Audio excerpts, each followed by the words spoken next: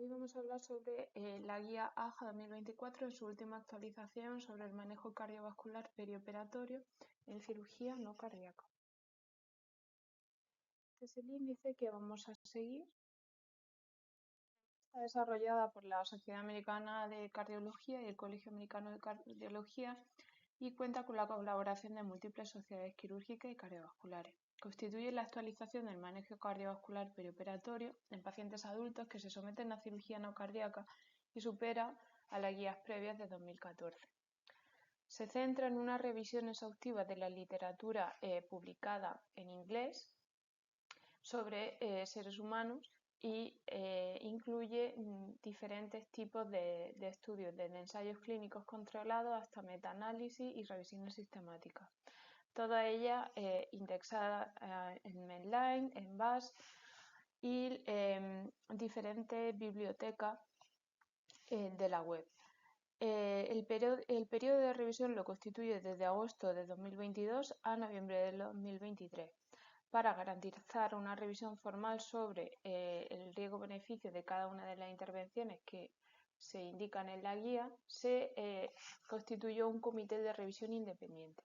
Decir también que la guía presta un enfoque modular con sección de resumen de las recomendaciones, textos de apoyo y diagramas de flujo y tablas de consulta rápida.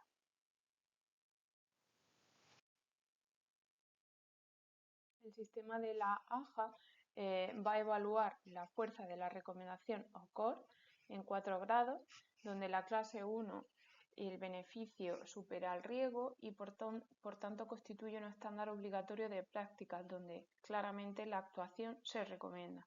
La clase 2B, con una evidencia moderada, el beneficio supera el riesgo, pero permite una individualización razonada. En la clase 2B, el beneficio es mayor o igual al riesgo y requiere un juicio clínico experto, por lo cual dicha actuación puede considerarse. La clase 3, el riesgo va a superar al beneficio y debe de evitarse sistemáticamente, por tanto no se recomienda dicha actuación ya que va a causar un daño. En cuanto a la calidad de la evidencia, observaremos que un nivel de evidencia A es de alta calidad, incluye más de un ensayo clínico o metaanálisis de alta calidad, y un nivel C, por el contrario, va a ser un consenso de opinión de expertos basado en la experiencia clínica. En cuanto a la evaluación preoperatoria, pues nos va a permitir estimar el riesgo cardiovascular perioperatorio y determinar la necesidad de realizar pruebas cardiovasculares adicionales. Esta se inicia con la anamnesis detallada, la exploración física y la revisión exhaustiva del historial médico de nuestro paciente. La finalidad principal, sin duda, va a ser la reducción quirúrgica del riesgo inmediato, pero también va a establecer un seguimiento durante y después del periodo quirúrgico cuando se identifiquen factores de riesgo cardiovascular modificables. También tendrá como objetivo la selección de un entorno quirúrgico óptimo adecuado al tipo de paciente y cirugía. Así, por tanto, el objetivo global va a ser la toma de decisiones compartidas teniendo en cuenta una participación activa del paciente en las mismas y ejercer una valoración multidisciplinar centrada en nuestro paciente, donde en casos seleccionados a veces la mejor decisión puede ser optar por estrategias no invasivas e incluso paliativas. El enfoque principal de esta guía es el manejo perioperatorio de pacientes que se someten a cirugía no cardíaca de alto riesgo. La relevancia es global, aunque esta guía se basa en la práctica médica en Estados Unidos, las recomendaciones que se traducen de ella son relevantes para el resto del mundo. Sin embargo, en los procedimientos de muy bajo riesgo, la evidencia disponible no respalda la realización sistemática de pruebas cardiovasculares extensas. Por ejemplo, en cirugías de catarata, procedimientos oftalmológicos, dentales o incluso endoscópicos. Una consideración especial es que, en algunas cirugías de bajo riesgo que requieran anestesia general, puede ser necesaria la valoración preoperatoria adicional debido a los efectos hemodinámicos asociados a la anestesia. Uno de los aspectos clave a la hora de la evaluación preoperatoria va a ser la definición del tiempo quirúrgico. Tendremos pues 4 tiempos en base a una serie de premisas. Así pues, la emergencia es aquella situación que amenaza de forma inmediata la vida o la extremidad sin una intervención quirúrgica, donde hay muy poco o ningún tiempo para establecer una evaluación preoperatoria. Esto suele constituir menos de 2 horas. La urgencia, el tiempo de urgente, lo marca la amenaza para la vida o la extremidad sin intervención quirúrgica, donde puede haber un tiempo para la evaluación clínica preoperatoria que permita realizar intervenciones que puedan reducir el riesgo de eventos cardiovasculares mayores, a partir de ahora los denominaremos MACE, u otras complicaciones postoperatorias. Y este tipo de cirugía urgente comprende entre las 2 a las 24 horas. La cirugía sensible al tiempo es aquella que puede retrasarse hasta 3 meses para permitir la evaluación y el tratamiento preoperatorio sin que afecte negativamente a la calidad de los resultados. Y la cirugía electiva es aquella que puede retrasarse para permitir una evaluación preoperatoria completa y un tratamiento adecuado. La definición del riesgo quirúrgico es otro de los aspectos fundamentales en la evaluación preoperatoria de los pacientes. Así pues, el umbral para definir un riesgo elevado, que incluye riesgo intermedio y alto, se sitúa en una probabilidad de eventos cardiovasculares mayores MACE mayor o igual al 1%. En esta guía se diferencia en riesgo elevado y bajo. En la anterior partíamos de 3 riesgos: riesgo alto, riesgo intermedio y riesgo bajo.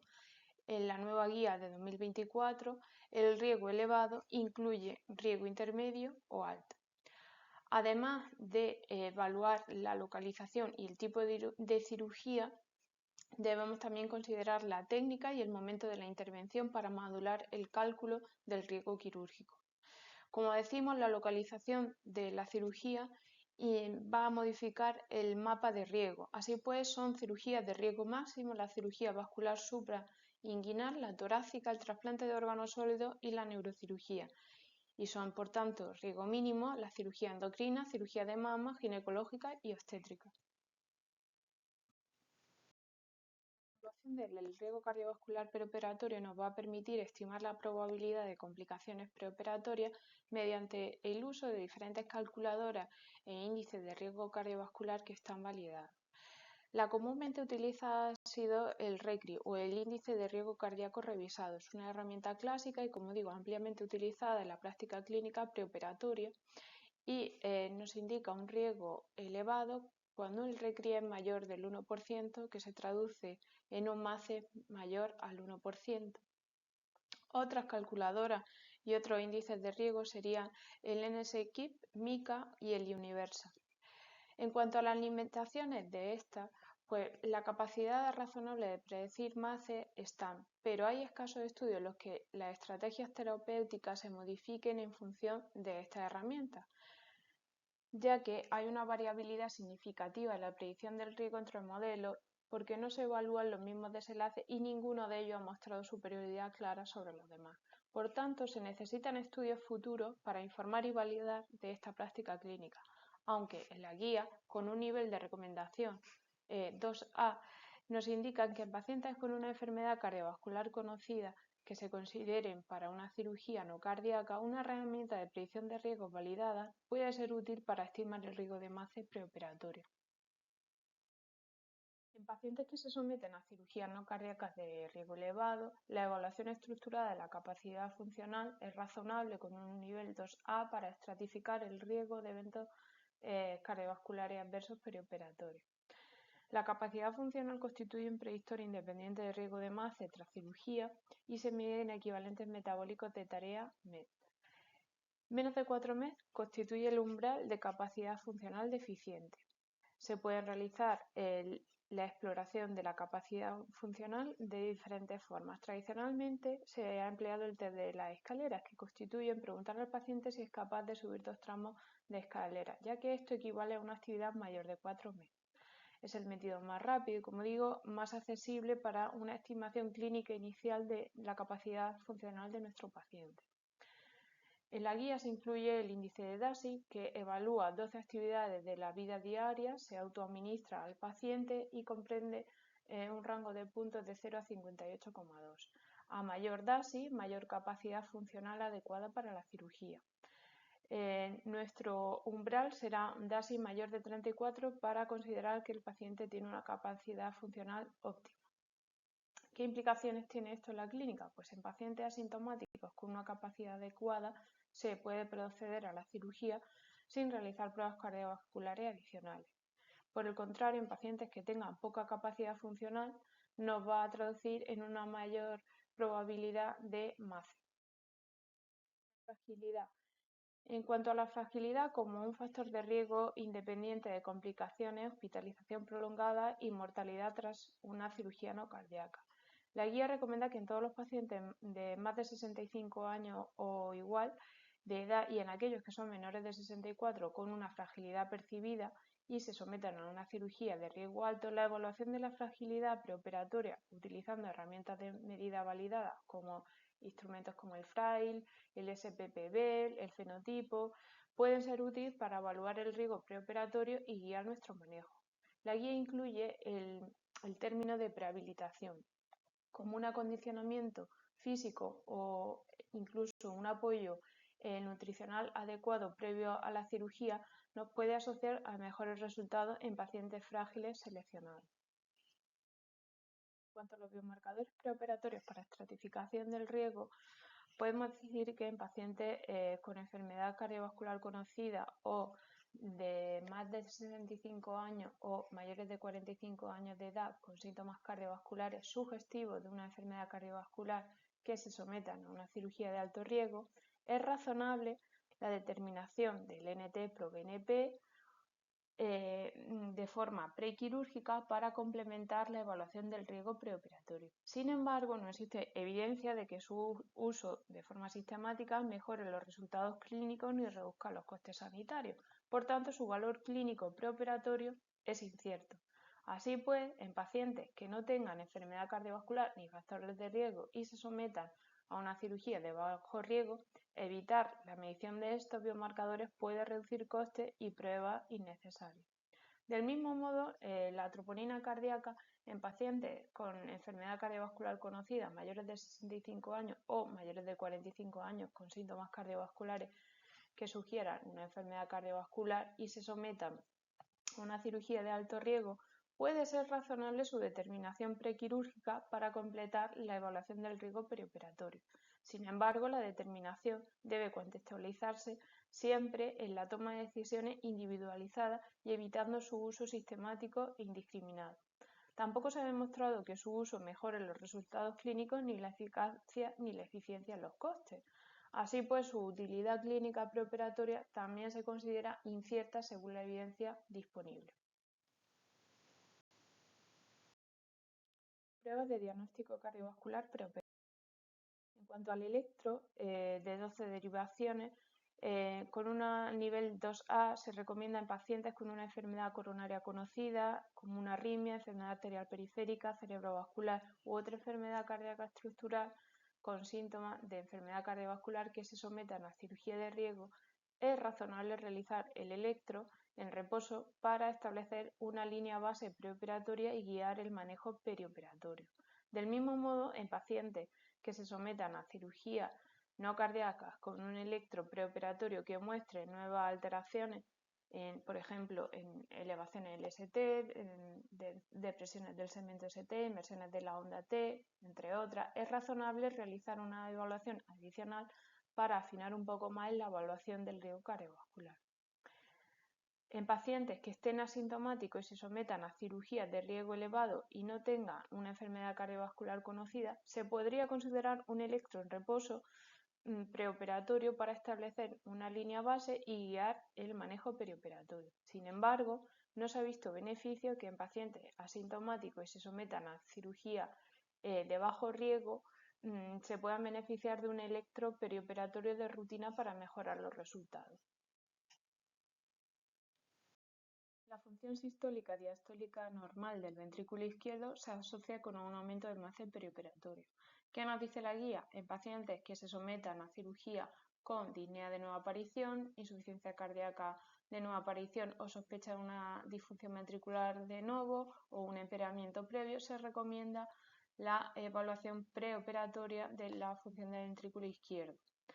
En pacientes que ya tengan un diagnóstico conocido de la insuficiencia cardíaca, pero que presenten un empeoramiento de disnea o cambio clínico y se sometan a cirugía, la evaluación preoperatoria del ventrículo izquierdo es razonable para ayudar en el manejo perioperatorio. Sin embargo, no se ha visto beneficio en la evaluación del ventrículo izquierdo en pacientes que estén clínicamente asintomáticos y estables y se sometan a una cirugía no cardíaca.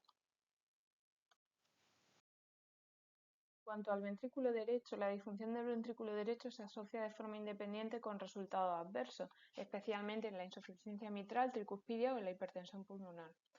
Aquí el papel del ecocardio como primera prueba diagnóstica para evaluar la función del ventrículo derecho va a ser clave y la resonancia magnética cardíaca sería nuestro método de referencia, ya que nos permite una estimación cuantitativa del volumen y de la función.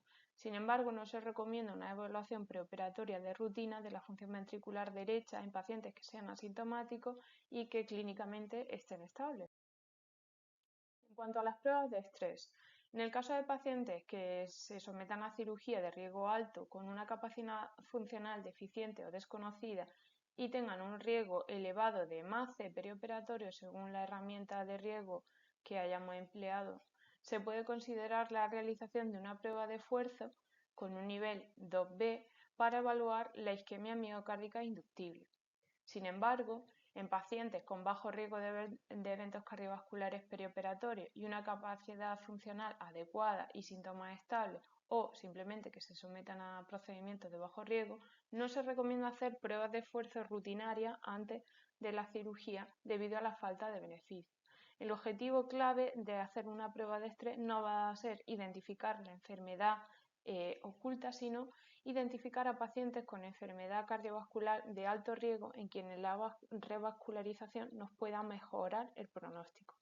Estas pruebas son costosas, nos pueden retrasar la cirugía e incluso pueden conducir a unas pruebas y tratamientos que sean innecesarios para el paciente, ya que un resultado anormal en estas pruebas no debe conducir automáticamente a una angio o una revascularización, salvo que nos presente unas características de alto riesgo. Por tanto, la guía nos habla sobre el fin de la prueba de esfuerzo rutinaria de forma preoperatoria. Así pues, los pacientes no deben someterse a pruebas de esfuerzo de rutina si tienen una capacidad funcional adecuada, mayor o igual a 4 MES, pacientes de bajo riesgo, calculados con la escala del RECRI igual a 0, cirugías de bajo riesgo o síndromes cardiovasculares inestables, como un síndrome coronario agudo, una insuficiencia cardíaca descompensada o la estenosis aórtica grave. ¿Y cuándo se justifica una prueba de esfuerzo? Pues bueno, la prueba de esfuerzo preoperatoria se va a reservar para pacientes altamente seleccionados y que presenten una capacidad funcional baja, recordemos que se definía como menos de 4 MES o un DASI menor o igual a 34 o desconocida previamente a la cirugía no cardíaca de alto riesgo, cuando presenten un riesgo elevado confirmado mediante herramientas validadas como la escala de RECRI, y cuando tenga un impacto clínico, es decir, cuando hay una sospecha de isquemia miocárdica significativa y tengan una indicación independiente de la cirugía. La selección de la modalidad para hacer la prueba de estrés va a depender tanto de la preferencia médica como de las características del paciente. Así pues, la prueba con ejercicio se reserva a pacientes con un estado funcional adecuado y las pruebas farmacológicas para aquellos que no puedan realizar ejercicio. La isquemia reversible en la prueba de esfuerzo nos va a traducir a un mayor riesgo perioperatorio, pero su valor predictivo positivo es limitado y puede no aportarnos información adicional a las herramientas como el RECRI o los biomarcadores. Las imágenes de perfusión miocárdica con estrés son útiles en la estratificación del riesgo. Así pues, defectos reversibles moderados a grandes van a indicar un mayor riesgo de MACE y defectos fijos no aumentan el riesgo perioperatorio, aunque nos van a sugerir una enfermedad coronaria con implicaciones pronósticas a largo plazo. En cuanto al angio-TC, pues puede considerarse en pacientes seleccionados de alto riesgo, pero tiene un bajo valor predictivo positivo, con lo cual puede sobreestimar el riesgo de MACE. Por tanto, no se recomienda su uso rutinario preoperatorio y está contraindicada en cirugía de urgencia o emergencia. En cuanto a la angiografía coronaria invasiva, En pacientes que se sometan a cirugía no cardíaca no se recomienda la misma de forma rutinaria preoperatoria para mejorar los resultados perioperatorios. Esta técnica queda reservada para casos en los que hay un hallazgo de alto riesgo en las pruebas no invasivas y se debe de individualizar la decisión por el equipo multidisciplinar. La prueba de ejercicio cardiopulmonar es útil en pacientes de alto riesgo con una capacidad funcional reducida que se sometan a una cirugía no cardíaca de alto riesgo. Nos va a permitir establecer una evaluación objetiva tanto de la capacidad funcional como de la respuesta fisiológica al ejercicio. Nos permite también diferenciar causas de intolerancia al ejercicio, podemos diferenciar causas cardíacas frente a las pulmonares y nos va a permitir guiar la optimización preoperatoria y la prehabilitación que habíamos comentado anteriormente de nuestros pacientes. También nos ayuda a predecir la morbimortalidad perioperatoria en cirugía abdominal, vascular bariátrica y torácica mayor. Así pues, una baja actitud cardiorrespiratoria se asocia con un mayor riesgo de complicaciones postoperatorias. Y bueno, ¿cuál será el enfoque gradual para la evaluación cardíaca perioperatoria? Pues lo podemos resumir en este esquema.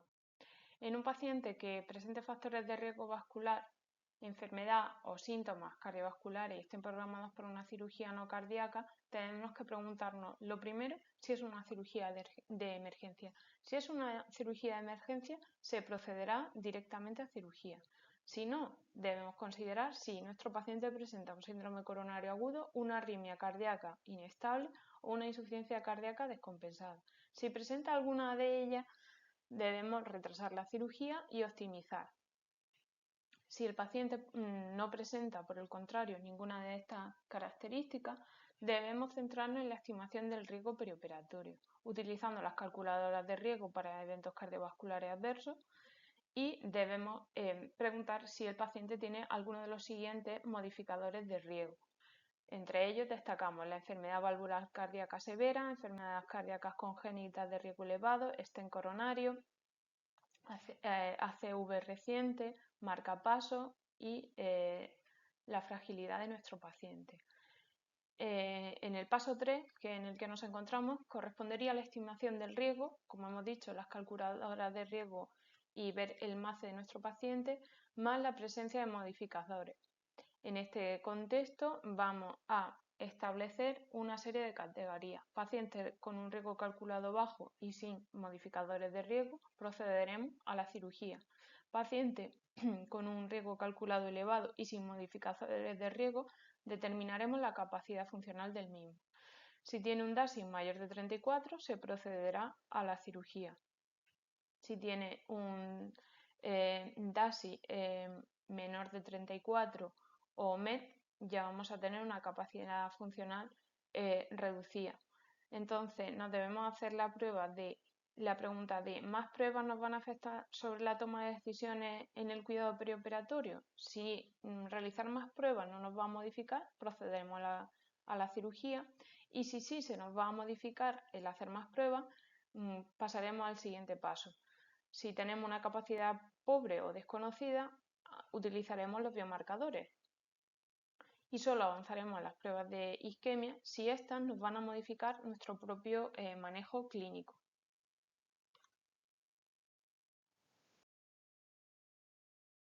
Si desarrollamos y analizamos en profundidad el esquema anterior, tendríamos que partir de ¿es una cirugía de emergencia? Sí, como hemos comentado, no la demoramos e intervenimos.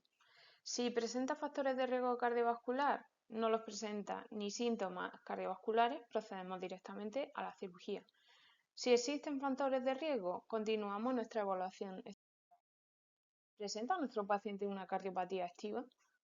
Es decir, síndrome coronario agudo, arritmia inestable, insuficiencia cardíaca descompensada. Si presenta cualquiera de estas condiciones, como hemos comentado, va a exigir un tratamiento previo a la cirugía y una valoración multidisciplinar sobre si diferir la cirugía, hacer un tratamiento no invasivo o incluso un tratamiento paliativo.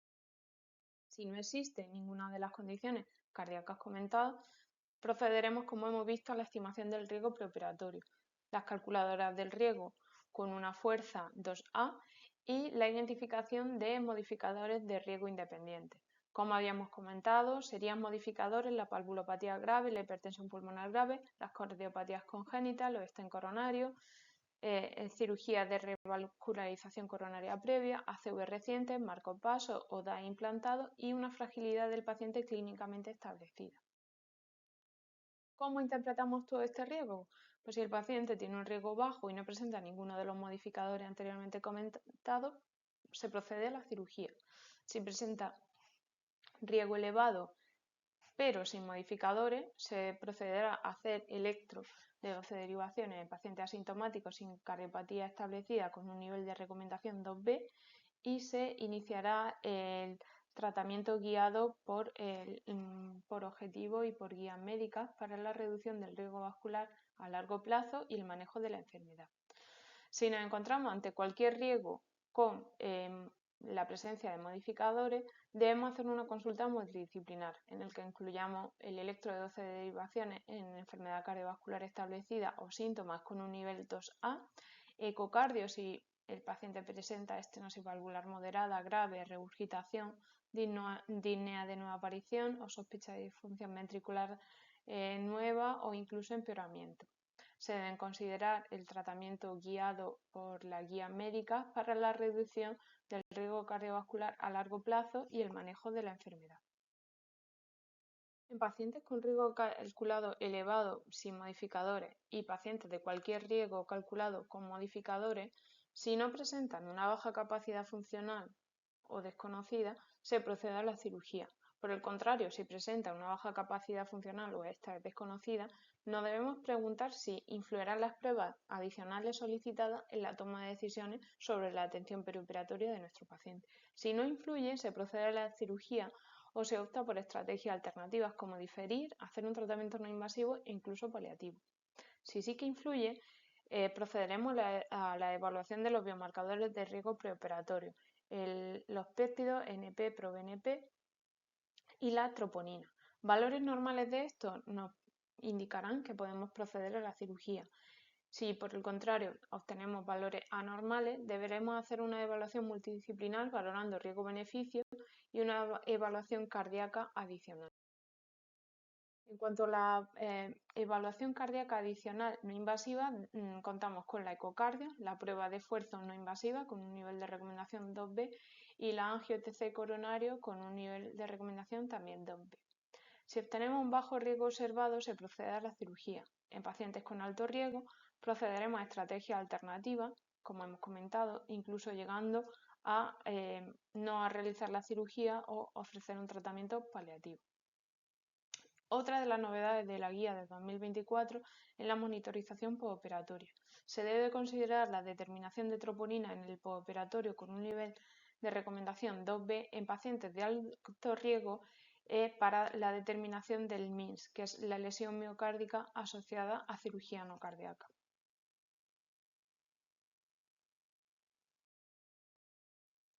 En cuanto a las comorbilidades cardiovasculares y el manejo perioperatorio de las mismas. En cuanto a la enfermedad arterial coronaria, se debe optimizar el tratamiento médico de la enfermedad arteriosclerótica antes de la cirugía electiva. ¿Y qué pasa con la revascularización coronaria preoperatoria? Pues bueno, en pacientes con un síndrome coronario agudo que sean candidatos a una cirugía cardíaca electiva, se recomienda la revascularización coronaria según le corresponda y el aplazamiento de la cirugía para reducir los eventos cardiovasculares perioperatorios. En pacientes con una enfermedad coronaria crónica y una estenosis de la arteria coronaria principal izquierda que sea significativa más del 50% y se planee una cirugía no cardíaca electiva, la revascularización coronaria y el aplazamiento de la cirugía son opciones razonables 2A para reducir los eventos cardiovasculares. Sin embargo, en pacientes con una enfermedad coronaria no relacionada ni con el tronco principal izquierdo que se sometan a una cirugía cardíaca no coronaria, no se recomienda la revascularización coronaria perioperatoria de forma rutinaria para reducir estos eventos perioperatorios cardiovasculares. En cuanto a las recomendaciones para el manejo de la hipertensión arterial de forma preoperatoria, en la mayoría de los pacientes con hipertensión que se planifiquen para una cirugía no cardíaca electiva, es razonable continuar con su tratamiento durante todo el periodo perioperatorio. En pacientes que se sometan a cirugía electiva de riesgo elevado y que tengan factores de riesgo vascular para complicaciones perioperatorias y antecedentes de hipertensión mal controlada, se puede considerar posponer la cirugía con un nivel de recomendación 2B para reducir el riesgo de complicaciones perioperatorias. En cuanto al manejo de la presión arterial intraoperatoria, en pacientes que se sometan a una cirugía no cardíaca, se recomienda mantener la presión arterial intraoperatoria mayor o igual a 60 milímetros de mercurio o una presión arterial sistólica mayor de 90 milímetros de mercurio para reducir el riesgo de lesión miocárdica. En cuanto al manejo de la presión arterial posoperatoria, en pacientes que se sometan a cirugía no cardíaca se recomienda el tratamiento de la hipotensión en el periodo posoperatorio para limitar el riesgo de eventos cardiovasculares, cerebrovasculares, renales y la mortalidad. En pacientes con hipertensión sometidos a cirugía no cardíaca se recomienda reiniciar los medicamentos que tomaba en el periodo preoperatorio tan pronto como sea posible para evitar complicaciones de la hipertensión posoperatoria. Debemos tener en cuenta siempre individualizar el manejo de la presión arterial, teniendo en cuenta la presión arterial basal como un punto de partida esencial para definir nuestro objetivo y detectar desviaciones significativas, el tipo de cirugía al que se somete el paciente, los riesgos a corto plazo y el riesgo cardiovascular total, incluyendo la edad, las comorbilidades clínicas y los antecedentes de nuestro paciente. La optimización preoperatoria en insuficiencia cardíaca, la guía, nos indica que en pacientes con insuficiencia cardíaca sometidos a una cirugía no cardíaca electiva, los ISGLT2 deben suspenderse de 3 a 4 días antes de la cirugía, cuando sea posible, para reducir el riesgo de acidosis metabólica euglucémica, con un nivel de recomendación 1, y en pacientes con insuficiencia cardíaca compensada que se sometan a cirugía no cardíaca, es razonable continuar con la optimización del tratamiento guiado por la guía, excluyendo los ISGLT2 en el periodo perioperatorio, a menos que esté contraindicado para reducir el riesgo de empeoramiento de su insuficiencia cardíaca. En insuficiencia cardíaca avanzada, descompensada o hemodinámicamente inestable, se recomienda posponer la cirugía electiva siempre que sea posible, solicitar la valoración cardiológica especializada y estabilizar antes de cualquier tipo de intervención programada. Pacientes con miocardiopatía hipertrófica que se encuentren asintomáticos en reposo pueden descompensarse por la obstrucción del tracto de salida del ventrículo izquierdo ante la anestesia, la taquicardia o situaciones que reduzcan la precarga y o la poscarga y manifestarse como insuficiencia cardíaca, infarto de miocardio, arritmia o muerte súbita.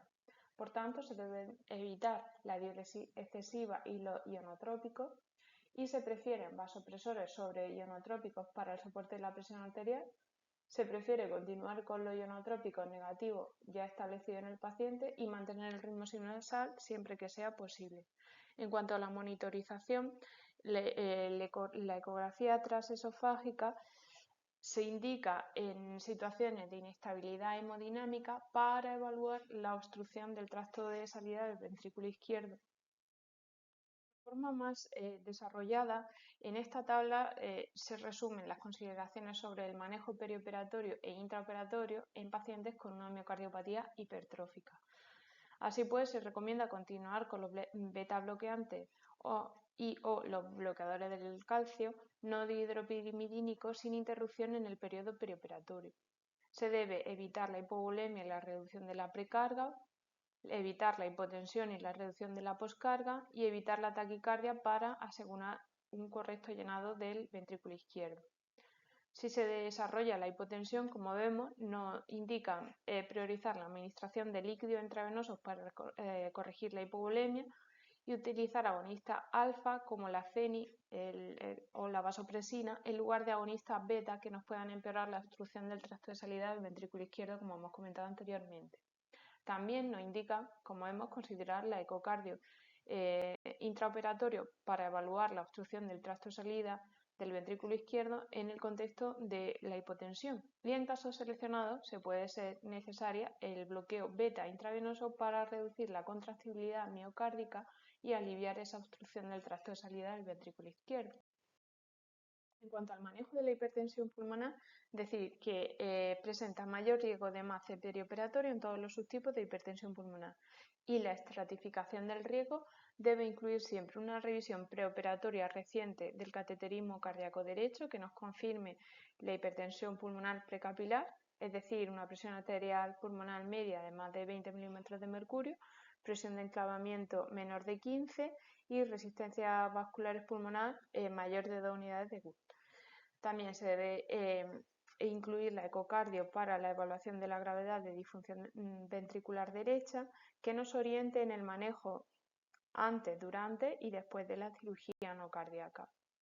Además, en pacientes de alto riesgo se debe considerar una monitorización invasiva y la elección va a variar según nuestro paciente, la cirugía, el equipo y el centro de hipertensión pulmonar. Y centrándonos un poco más en las recomendaciones para la hipertensión pulmonar, en pacientes que reciben dosis estables de terapias médicas dirigidas que se sometan a una cirugía no cardíaca, se recomienda continuar con estas medidas para reducir el riesgo de desarrollo de MACE perioperatoria. En pacientes con una hipertensión pulmonar grave que se sometan a cirugía no cardíaca de riesgo elevado, la derivación o la consulta a un centro especializado en hipertensión pulmonar que nos pueda respaldar la evaluación de riesgo, la optimización y el tratamiento posoperatorio con consideración de cuidado intensivo específicos después de la cirugía, es razonable para reducir las complicaciones cardiopulmonares perioperatorias. También en pacientes con hipertensión pulmonar grave que se sometan a cirugía no cardíaca de riesgo elevado, la monitorización hemodinámica invasiva es razonable para guiar la atención intra y posoperatoria. Y por último, en pacientes con una hipertensión pulmonar precapilar que se sometan a una cirugía no cardíaca de riesgo alto, la administración perioperatoria de vasodilatadores pulmonares inhalados de acción corta, como el óxido nítrico, puede ser razonable para reducir la poscarga elevada del ventrículo derecho y prevenir la insuficiencia cardíaca descompensada aguda. En cuanto a las cardiopatías congénitas del adulto, van a presentar mayor riesgo de mortalidad intrahospitalaria, hospitalización prolongada y mayor tasa de readmisión a los 30 días tras una cirugía no cardíaca de alto riesgo. Por tanto, en pacientes con cardiopatía congénita de la adulta de riesgo intermedio o alto que se sometan a una cirugía no cardíaca electiva, se recomienda una consulta preoperatoria especializada. Siempre que sea posible, se deben realizar la cirugía en un centro con una experiencia y pericia en el manejo perioperatorio de las cardiopatías congénitas. Si nos queremos adentrar un poco más en el manejo de las cardiopatías congénitas del adulto, os dejo estas dos tablitas en la tabla de la izquierda, en la que se hace una estratificación del riesgo de cardiopatía congénita en adulto antes de una cirugía no cardíaca. Se establecen 3 niveles de riesgo en base a una anatomía del paciente y el estado funcional o hemodinámico del mismo.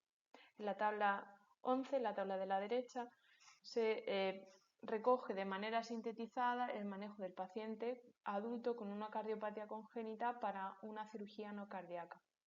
Hace énfasis en aclarar el diagnóstico de la cardiopatía y revisar la anatomía cardíaca. Es decir, debemos aclarar los procedimientos previos, residuos, secuelas y estado funcional actual e identificar los factores asociados a un mayor riesgo de mortalidad y morbilidad perioperatoria, como son la cianosis, la alta frecuencia, la poca capacidad funcional, datos de hipertensión pulmonar, lesiones de cardiopatía congénita, de riesgo intermedio alto y procedimientos que se realicen de forma urgente o emergente e incluso operaciones de los sistemas respiratorio y nervioso.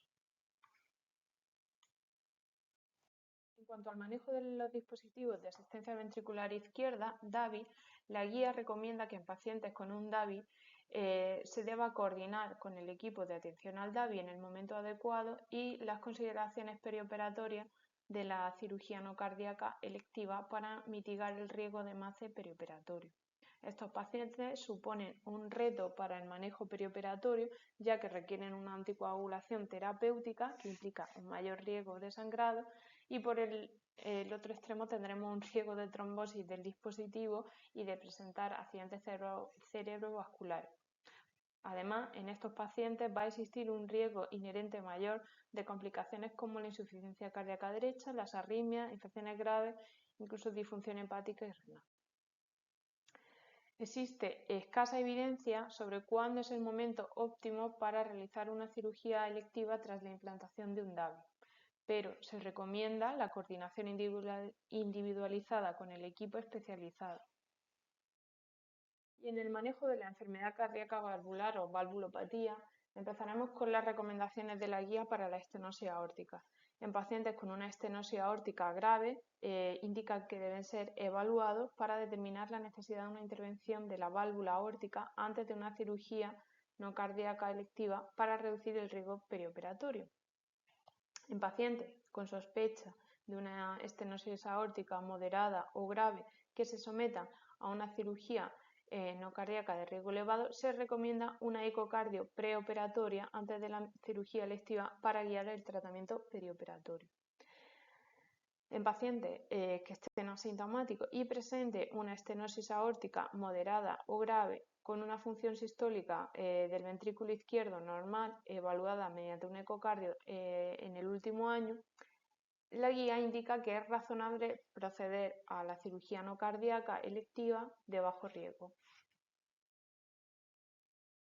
En cuanto a las recomendaciones para la estenosis mitral, en pacientes con estenosis mitral grave se deben evaluar para determinar la necesidad de una intervención sobre la válvula mitral antes de una cirugía no cardíaca electiva.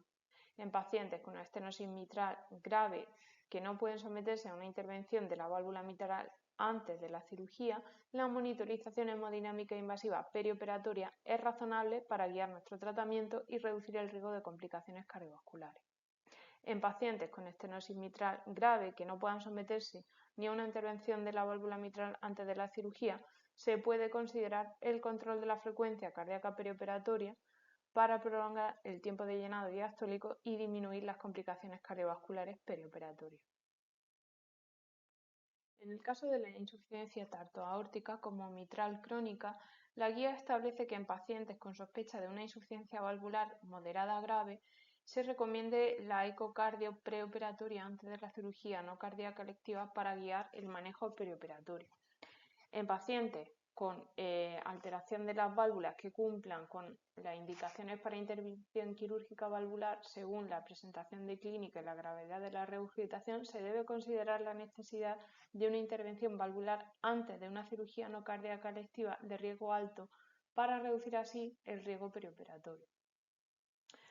Con una fuerza de recomendación 2A en pacientes asintomáticos con una insuficiencia mitral moderada o grave, función sistólica del ventrículo izquierdo normal y presión sistólica de la arteria pulmonar estimada menor de 50 milímetros de mercurio, es razonable realizar la cirugía de forma electiva. Y del mismo modo, en pacientes que estén asintomáticos con una insuficiencia aórtica moderada o grave y una función sistólica del ventrículo izquierdo normal, es razonable realizar la cirugía de forma electiva. En cuanto a las recomendaciones para pacientes con un implante previo de válvula aórtica transcatéter, denominada STAVI, o una reparación transcatéter de borde a borde de válvula mitral, denominada TER, con una fuerza de recomendación 2A, establece que en aquellos pacientes que se hayan sometido a una TAVI de forma exitosa, es razonable hacer la cirugía no cardíaca de forma temprana siempre que esté clínicamente indicada. Y la evidencia nos respalda que la seguridad de la cirugía no cardíaca es posible dentro de los 30 días posteriores a la TAVI. En el caso del TER sobre válvula mitral, es razonable también realizar la cirugía no cardíaca después de la intervención sobre la válvula mitral siempre que ésta haya sido exitosa y siempre que esté clínicamente indicada. En cuanto a la fibrilación auricular preoperatoria, la guía establece dos recomendaciones del periodo perioperatorio y una para el posalta. Con un nivel o fuerza de recomendación 2A establece que en el periodo perioperatorio en pacientes con una FA rápida identificada en el contexto de la cirugía es razonable tratar los posibles desencadenantes que contribuyan a la misma y controlar la frecuencia ventricular rápida, es decir, debemos tratar la sepsis, la anemia e incluso el dolor. Del mismo modo, en pacientes con una FA de nueva aparición que se identifique en el contexto de la cirugía no cardíaca, el inicio de la terapia anticoagulante posoperatoria puede ser beneficioso tras considerar los riesgos asociados con la tromboembolia y la hemorragia perioperatoria. Del mismo modo, establece que en pacientes que se vayan de alta y aparezca una FA de nueva aparición identificada en el contexto de la cirugía no cardíaca, se recomienda el seguimiento ambulatorio para la estratificación del riesgo tromboembólico y la vigilancia de la FA, dado el alto riesgo de recurrencia de la misma. Y como vemos en esta diapositiva, el manejo agudo de la fibrilación auricular en el periodo perioperatorio es un pilar básico, ya que la FA es una complicación muy común en este periodo y el manejo requiere dos enfoques simultáneos: el abordaje de los factores desencadenantes que hayan podido precipitar su aparición, como sepsis o anemia, identificar y tratar estos desencadenantes, y por otro lado debemos tener el control de riesgos. Es razonable considerar la anticoagulación después de la operación para la prevención de ACV, sopesando de forma muy cuidadosa los riesgos de sangrado y los riesgos de tromboembolia. Como vemos, la FA de nuevo exige una transición estructurada al cuidado ambulatorio. Nosotros los vamos a diagnosticar en el periodo perioperatorio. Durante el periodo no debe considerarse un evento aislado y transitorio, sino que implica un seguimiento obligatorio y requiere la derivación para el seguimiento por cardiología de forma ambulatoria. Debemos tener como objetivos del cuidado la vigilancia continua de la FA y el manejo a largo plazo de la anticoagulación. En cuanto al manejo de los dispositivos electrónicos implantables cardiovasculares, establece que en aquellos pacientes que se someten a una cirugía no cardíaca de forma electiva se debe tener un plan de tratamiento desarrollado antes de la cirugía si se anticipa que ocurran interferencias electromagnéticas, incluida la identificación del tipo de dispositivo y el fabricante y modelo. En aquellos pacientes que dependan del marcapaso y se sometan a cirugía por encima del ombligo con una interferencia electromagnética prevista, se les debe reprogramar el marcapaso o poner un imán en el generador para proporcionar el modo asíncrono y evitar la inhibición de la estimulación. Del mismo modo, a los pacientes que dependan del marcapaso y tengan un dispositivo transvenoso que se sometan a una cirugía por encima del ombligo con riesgo de interferencia electromagnética prevista, se les debe reprogramar el dispositivo. Si el paciente no depende de marcapasos, se puede utilizar la reprogramación o colocar el imán en el generador para inhibir las taquiterapias o la descarga inapropiada. También en pacientes que tienen un marcapaso o un dispositivo cardiovascular implantable reprogramado a una estimulación asincrónica o que tienen taquiterapia desactivada antes de la cirugía, deben tener el dispositivo funcionando nuevamente en el periodo posoperatorio antes de darle el alta del hospital. Del mismo modo, los pacientes con un marcapaso sin cables que dependan de ellos y que se sometan a cirugía con interferencias electromagnéticas previstas por encima del ombligo deben tener sus marcapasos reprogramadas a modo síncrono. Y por último, en pacientes con un dispositivo cardiovascular implantable subcutáneo que se sometan a cirugía no cardíaca o no torácica con una interferencia electromagnética prevista por encima de la ingle, es razonable reprogramar el mismo o usar el imán para desactivar temporalmente las taquiterapias. Y en cuanto a la presencia de ictus previo o AIT en el paciente con antecedentes de un ACV o accidente isquémico transitorio, la guía indica que es razonable retrasar la cirugía no cardíaca electiva al menos 3 meses después del evento cerebrovascular más reciente para reducir la incidencia de ACV recurrente o MACE o incluso ambos. Aunque sin embargo la evidencia observacional es limitada para determinar cuánto tiempo se debe retrasar la cirugía electiva. En el caso de la apnea obstructiva del sueño, en pacientes que estén programados para cirugía no cardíaca, la detención de la apnea mediante cuestionario validado es razonable para evaluar el riesgo de complicaciones perioperatorias. En estos pacientes que requieran ventilación con presión positiva no invasiva, esta debe reiniciarse lo antes posible en el periodo posoperatorio. Así pues, también se menciona que la anestesia regional es razonable para reducir el uso de opioides sistémicos, sedantes y el riesgo de complicaciones pulmonares en estos pacientes. Y ahora bien, nos vamos a centrar en la terapia médica perioperatoria en la cirugía no cardíaca. En cuanto al papel de la estatina, bueno, pues la guía establece dos recomendaciones claras. En pacientes que estén actualmente tomándolas y que tengan programada una cirugía no cardíaca, se recomienda continuar con las mismas para reducir el riesgo de MAC. En pacientes adultos que no hayan recibido estatinas previamente, pero que cumplan con criterios para su indicación por historial de enfermedad cardiovascular o por las escalas de Regicor de riesgo a los 10 años, y que estén programadas para una cirugía no cardíaca, se recomienda el inicio perioperatorio de las estatinas con la intención de que se usen ya a largo plazo. En cuanto a las estatinas, también decir que se necesitan ensayos clínicos más grandes para definir realmente el papel del inicio perioperatorio de las mismas, y que la medición del LDL no debe retrasar la cirugía, pero en el entorno de una cirugía no cardíaca, pues nos plantea como una oportunidad como médicos para iniciar terapias que mejoren los resultados a largo plazo.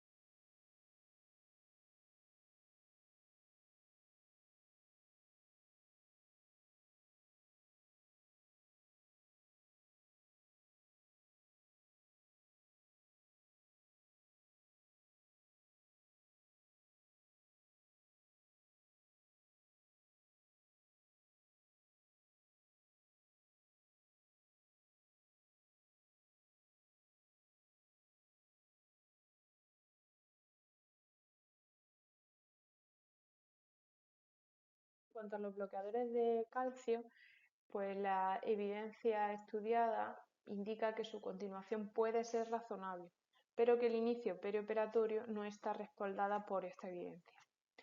Si hablamos de los agonistas del receptor alfa-2 como la clonidina, tampoco se recomienda su inicio a dosis baja en el periodo perioperatorio para reducir el riesgo cardiovascular en pacientes que se sometan a cirugía no cardíaca. También se recalca que la interrupción brusca nos puede provocar una hipertensión de rebote por el aumento de noradrenalina, y que la interrupción a corto plazo para la cirugía pues realmente no ha podido ser estudiada. Sobre la terapia antiplaquetaria en el momento de la cirugía, la guía establece una serie de recomendaciones que son claves para nuestro manejo perioperatorio. Así pues, en pacientes con una enfermedad cardíaca establecida que se sometan a una cirugía no cardíaca electiva, el manejo de la terapia antiplaquetaria perioperatoria y el momento de la cirugía van a ser determinados por un equipo multidisciplinar que realice la toma de decisiones de forma compartida para evaluar los riesgos tanto de sangrado como de trombosis y las consecuencias de poder diferir una cirugía. En cuanto al momento de la cirugía no cardíaca y después de realizarse una intervención coronaria percutánea, establece 5 recomendaciones. En pacientes con una angioplastia coronaria reciente con balón en la que no lleve stent, la cirugía no cardíaca electiva se va a retrasar un mínimo de 14 días para minimizar los MAC. En pacientes con una angio con un stent liberador de fármacos que se haya colocado para tratar un síndrome coronario agudo y que requiera una cirugía electiva con interrupción de más de un agente plaquetario, la cirugía idealmente se va a retrasar más de 12 meses para disminuir el riesgo de MAC perioperatorio.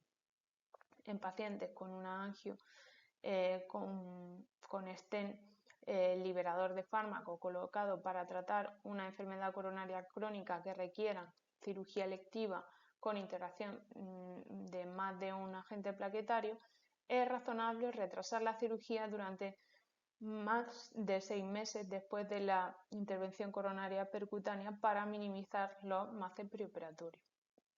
En pacientes que se haya realizado una intervención coronaria percutánea con stent y que libere fármaco, requieren la cirugía sensible al tiempo con interrupción de más de un agente plaquetario. En esta se puede considerar demorar la cirugía más de 3 meses después del procedimiento si el riesgo de retrasar la cirugía supera el riesgo de los MACE perioperatorios. Y en pacientes con un stent metálico que no tengan fármaco o en pacientes que tengan un stent liberador de fármaco colocado en los últimos 30 días, la cirugía electiva que requiera la interrupción de más de un agente plaquetario es potencialmente dañina, ya que hay un alto riesgo de trombosis del stent y complicaciones isquémicas. En esta diapositiva queda resumido de forma más visual todo lo comentado en relación al tiempo de espera para una cirugía no cardíaca tras una intervención coronaria percutánea.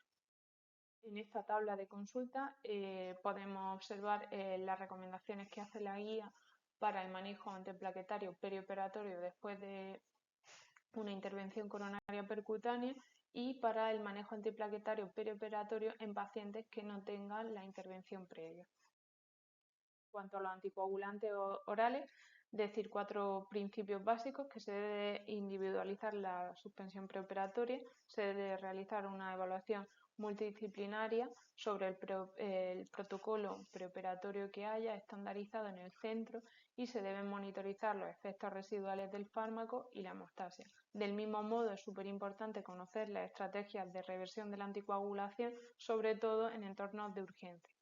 La guía establece unas recomendaciones claves para el manejo de anticoagulantes orales y así podemos observar cómo para pacientes con enfermedad cardiovascular que reciban anticoagulantes y requieran una cirugía electiva se recomienda un enfoque multidisciplinario para la interrupción de la misma basada en el tiempo. Así se puedan equilibrar los riesgos entre el sangrado perioperatorio y el riesgo embólico. Las terapias puentes en pacientes con enfermedad cardíaca y alto riesgo trombótico que se sometan a una cirugía no cardíaca donde requiera la interrupción del antagonista de la vitamina K, el puente preoperatorio con heparina parenteral puede ser eficaz para reducir el riesgo tromboembólico, pero en la mayoría de los pacientes con enfermedad cardiovascular que se sometan a una cirugía no cardíaca electiva donde se justifica la interrupción del ACO, no se recomienda terapia puente perioperatoria de rutina debido al mayor riesgo de sangrado que esto atañe. Y en cuanto a la reanudación de los anticoagulantes, en pacientes con una interrupción preoperatoria de la anticoagulación, es razonable reanudarla una vez lograda la hemostasis. En esta tabla os dejo de forma muy sintetizada cómo sería el manejo perioperatorio de los anticoagulares directos y los antagonistas de la vitamina K, teniendo en cuenta los grupos farmacológicos y el día de la cirugía como eje central: cuándo tomar, cuándo no tomar y cuándo se debe reiniciar.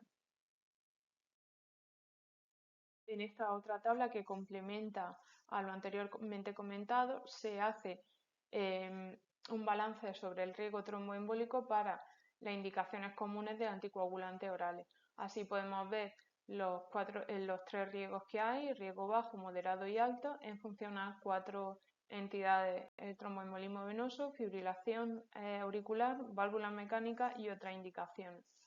Del mismo modo, y al margen derecho, podemos observar los riesgos de sangrado según el procedimiento, establecidos como mínimo, bajo, moderado y alto cuando es mayor del 2% de sangrado. En cuanto a los beta bloqueantes, pues la guía establece unas recomendaciones que son clave en pacientes que estén en tratamiento con dosis estable y se sometan a una cirugía. Los beta bloqueantes deben continuarse durante el periodo perioperatorio según corresponda, en función de las circunstancias clínicas del paciente. En aquellos pacientes que estén programados para una cirugía no cardíaca electiva y que tengan una nueva indicación de beta bloqueante, los mismos pueden iniciarse con suficiente antelación a la cirugía, por lo general más de 7 días, para permitir evaluar la tolerabilidad del mismo y titular el fármaco si es necesario.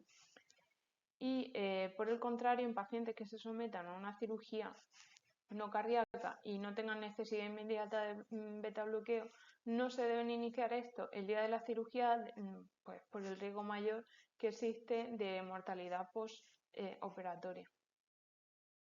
En cuanto al manejo perioperatorio de la glucemia, también muy importante en nuestro medio, la guía establece que en pacientes con diabetes o riesgo de padecerla y estén programados para una cirugía electiva, solicitar una hemoglobina glicosilada preoperatoria es razonable si no se ha realizado en los últimos 3 meses o menos.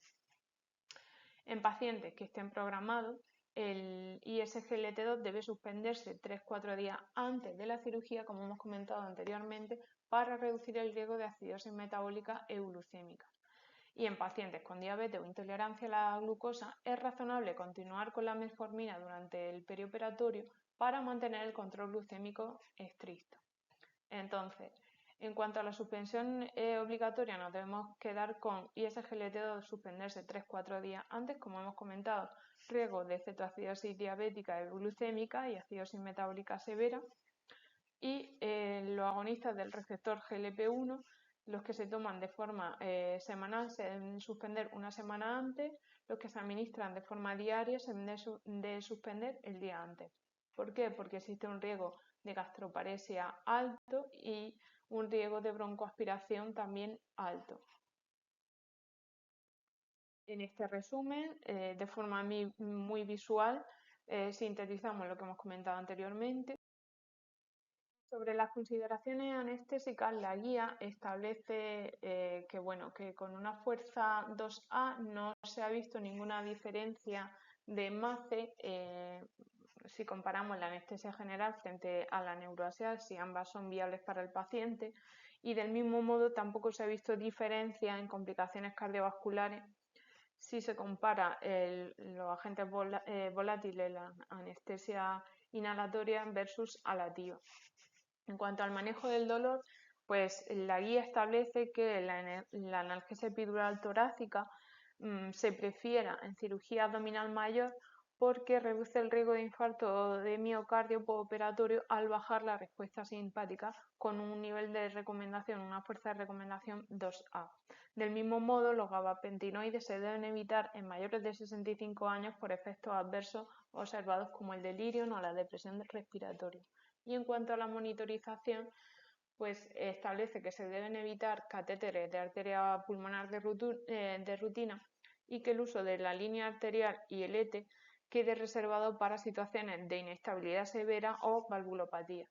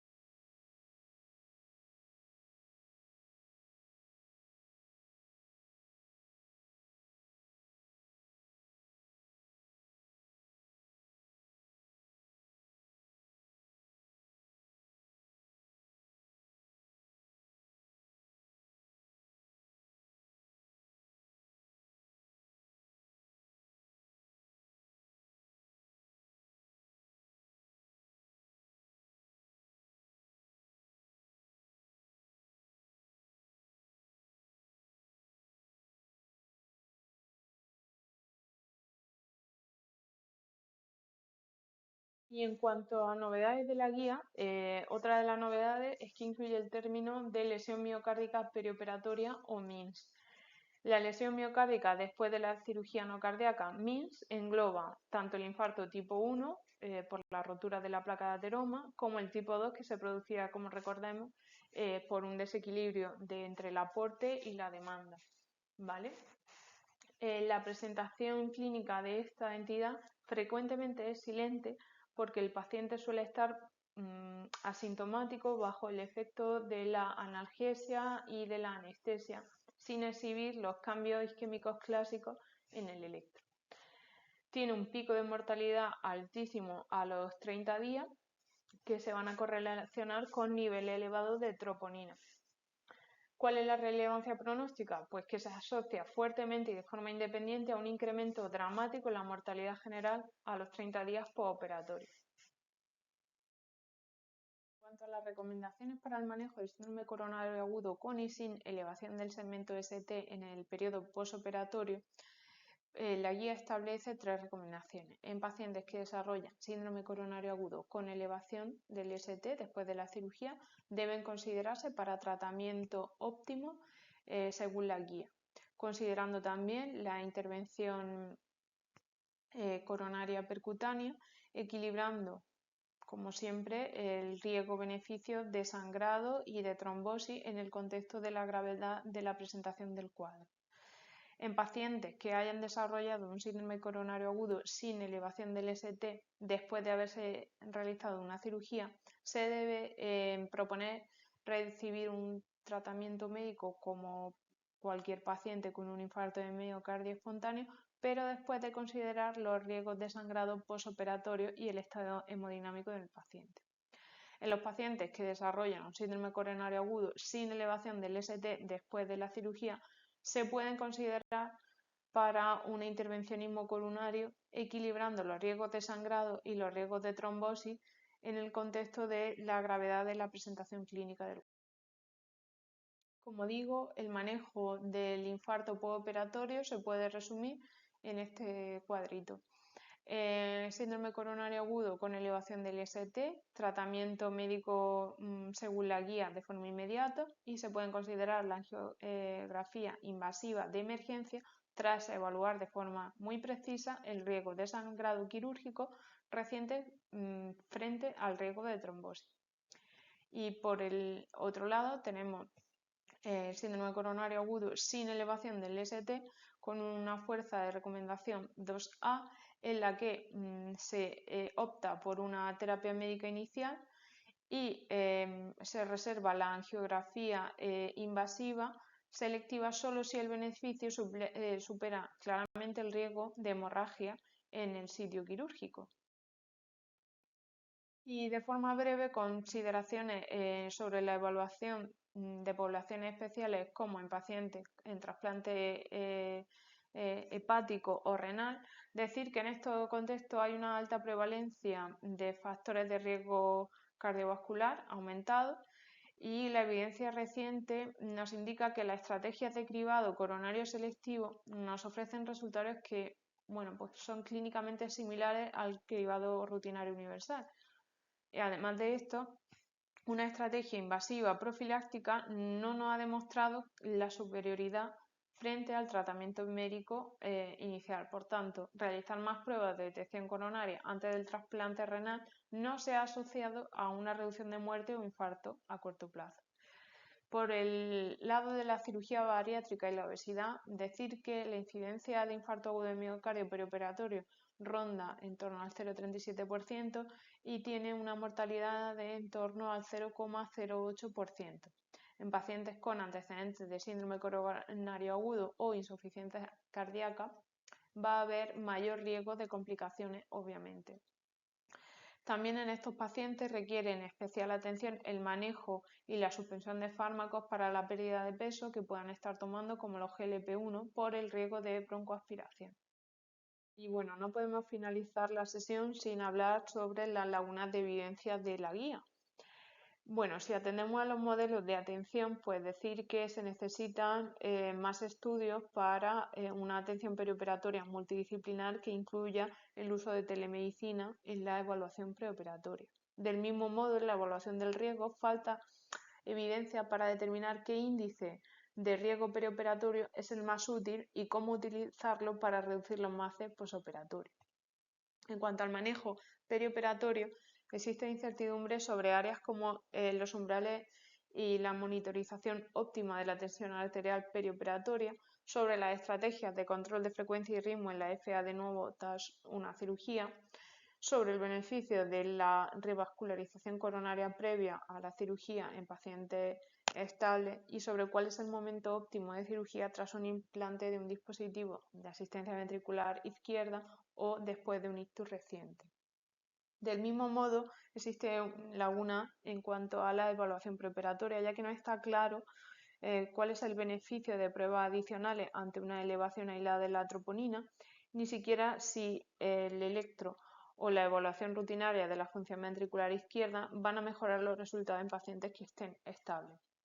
Por último, en cuanto al tratamiento médico perioperatorio, falta un ensayo que hagan referencia a la duración y el manejo de la doble antiagregación tras intervenciones coronarias u otros procedimientos estructurales, sobre el inicio de la estatina en el perioperatorio y su impacto a largo plazo, sobre el manejo perioperatorio de los inhibidores selectivos de la renina, angiotensina, aldosterona, los bloqueadores de calcio y los beta bloqueantes, los alfa agonistas 2 y las estrategias puentes con inhibidores de la glicoproteína 2B3A.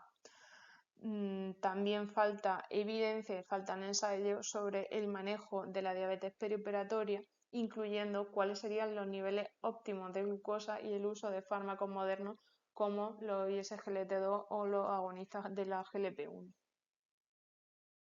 En cuanto al manejo intraoperatorio, la evidencia es limitada sobre el beneficio del ET intraoperatorio, incluso el uso rutinario de soporte circulatorio mecánico y los catéteres de la arteria pulmonar en cirugía no cardíaca.